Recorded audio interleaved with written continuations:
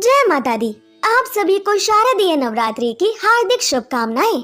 आज की इस वीडियो में हम आपको सुनाएंगे नवरात्रि के अंतिम और 9वें दिन पर सुने जाने वाली माता सिद्धिदात्री की कथा और आरती, जो नव दुर्गा स्वरूप में माता रानी का नवा और अंतिम स्वरूप है।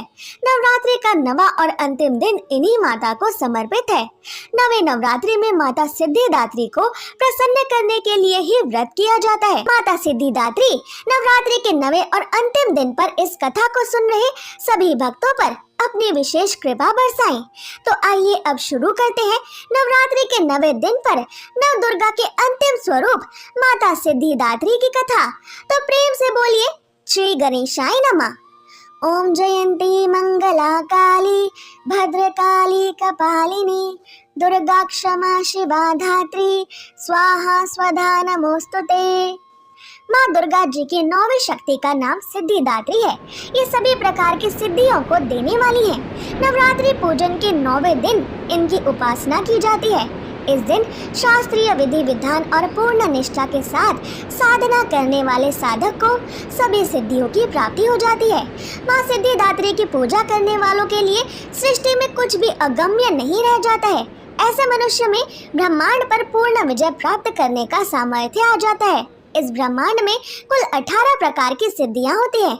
इन सिद्धियों के नाम है अणिमा, लघिमा, प्राप्ति, प्रकाम्य, महिमा, ईशित्व, भाषित्व, सर्व काम वसायिता, सर्वज्ञत्व, दूर श्रवण, परकाय प्रवेशन, वासिद्धि, कल्प वृक्षत्व, सृष्टि, संहार करण सामर्थ्य, अमरत्व, सर्व न्यायकत्व, भावना और सिद्धि।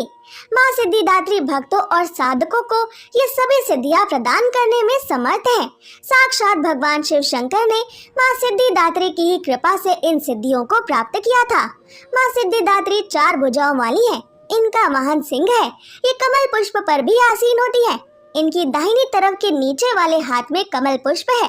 प्रत्येक मनुष्य का ये कर्तव्य है कि वो माँ सिद्धिदात्री की कृपा प्राप्त करने का निरंतर प्रयत्न करे। माँ सिद्धिदात्री की आराधना की ओर अग्रसर हो। इन्हीं की कृपा से अनंत दुख रूपी इस संसार से निर्लिप्त रहकर सारे सुखों का भोग करता हुआ मनुष्य मोक्ष को प्राप्त कर सकता है। 9 दुर्गाओं में माँ सिद्धिदात्री अंतिम है।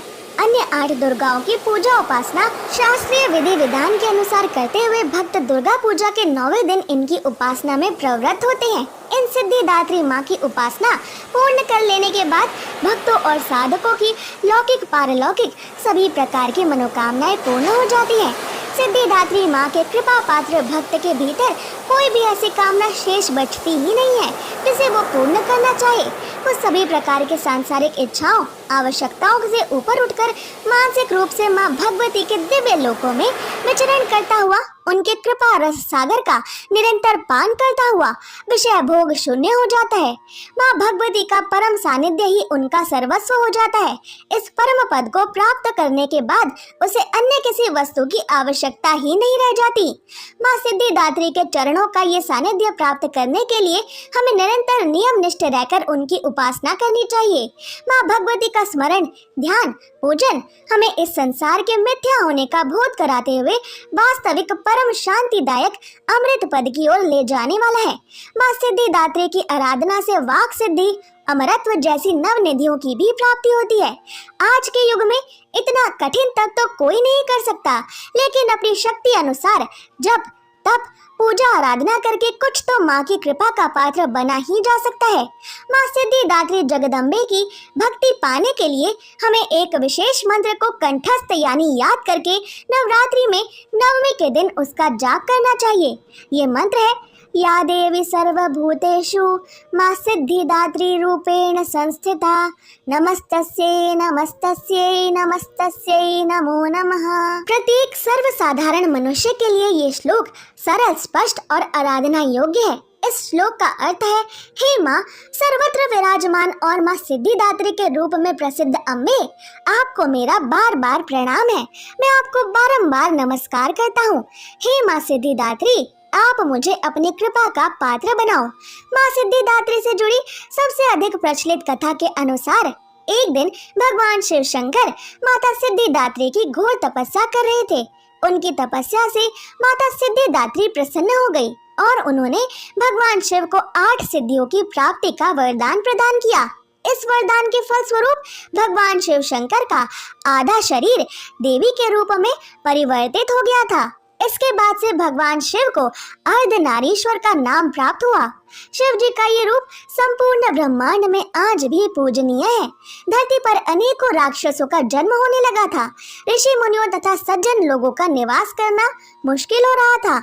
इसी बीच जब पृथ्वी पर महिषासुर नामक दैत्य के अत्याचारों की अति हो गई थी, तब उस दानव के अंत हेतु सभी देवतागण भगवान शिव तथा विष्णु जी से सहायता लेने पहुंचे। उस दानव के अंत के लिए सभी देवताओं ने तेज उत्पन्न किया, जिसके जरिए माता सिद्धिदात्री की उत्पत्ति हुई थी। माता सिद्धिदात्री की एक अन्य कथा के अनुसार जब पूरे ब्रह्मांड पर चारों ओर अंधकार हो गया था और रोशनी का कोई भी संकेत नहीं था, तब उस अंधकार से भरे ब्रह्मांड में ऊर्जा की एक छोटी सी किरण प्रकट हुई। धीरे धीरे इस किरण ने बड़ा आकार लेना शुरू कर दिया। अंत में इसने एक दिव्य नारी का रूप धारण कर लिया। ये देवी भगवती का 9वां स्वरूप माँ सिद्धिदात्री का था। फिर माता सिद्धिदात्री ने ही प्रकट होकर ब्रह्मा जी, विष्णु जी और महेश जी को जन्म दिया। माता के इस रूप की पूजा मानव ही नहीं बल्कि सिद्ध गंधर्व, यक्ष, देवता और असुर गण भी करते हैं। सिद्धिदात्री देवी का पूजन करने से मोक्ष की प्राप्ति होती है। देवी के इस रूप की पूजा व्यक्ति को अमृत मार्ग की ओर ले जाने का काम करती है। नवमी के दिन भक्त माता सिद्धिदात्री की पूजा अर्चना करने के बाद कन्या भोजन कराते हैं। ऐसी मान्यता है कि कन्या भोजन कराने से ही माता सिद्धिदात्री पूजा को ग्रहण करती है। माता सिद्धिदात्री की चारों भुजाओं में गदा, चक्र, डमरू और कमल का फूल विराजमान है। माता सिद्धिदात्री को बैंगनी रंग अत्यंत प्रिय है। इस दिन माता सिद्धिदात्री को 9 प्रकार के फूल अर्पित करने व मिठाई का भोग लगाने से माता सिद्धिदात्री जल्दी प्रसन्न होकर अपने भक्तों के सभी कष्टों का निवारण करती हैं। नवरात्रि के 9वें दिन 2 से 10 वर्ष तक की कन्याओं में माँ दुर्गा सिद्धिदात्री के रूप में साक्षात वास करती हैं। इस तरह माँ सिद्धिदात्री की पूजा अर्चना करने से माता जल्दी प्रसन्न होकर मनोकामनाएं पूर्ण करती हैं। माँ सिद्धिदात्री को माँ दुर्गा का प्रचंड रूप भी माना जाता है। कहते हैं कि जब किसी पर माँ सिद्धिदात्री की विशेष कृपा रहती है, ऐसे लोगों के शत्रु उनके इर्द गिर्द भी नहीं भटक पाते। इसी के साथ मनुष्यों की कुंडली का 6ठा और 11वां भाग माँ सिद्धिदात्री की पूजा से ही मजबूत होता है। माँ सिद्धिदात्री की पूजा करने से दुश्मनों से छुटकारा मिलता है और केतु ग्रह संबंधित दोष खत्म होते हैं।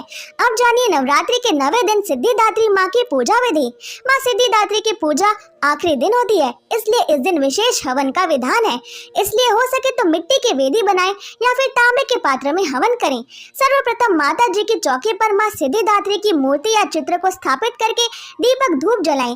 साथ ही माँ सिद्धिदात्री का आह्वान करें। फिर माँ सिद्धिदात्री को सिंदूर लगाएं और लाल पुष्प चढ़ाएं। इसके बाद दुर्गा सप्तशती का पूर्ण पाठ करें और अंतिम में भोग लगाकर आरती करें। माँ सिद्धिदात्री को प्रसाद में मिष्ठान, पंचमेवा, फल, नवरस युक्त भोजन, 9 प्रकार के फल, मौसमी फल, चना, पूरी, खीर, नारियल और हलवा अति प्रिय है। कहते हैं माँ इन चीजों को भोग लगाने से अत्यंत प्रसन्न होती है। साथ ही आप इस दिन ओम देवी सिद्धिदात्री नमः इस मंत्र का भी जाप कर सकते हैं।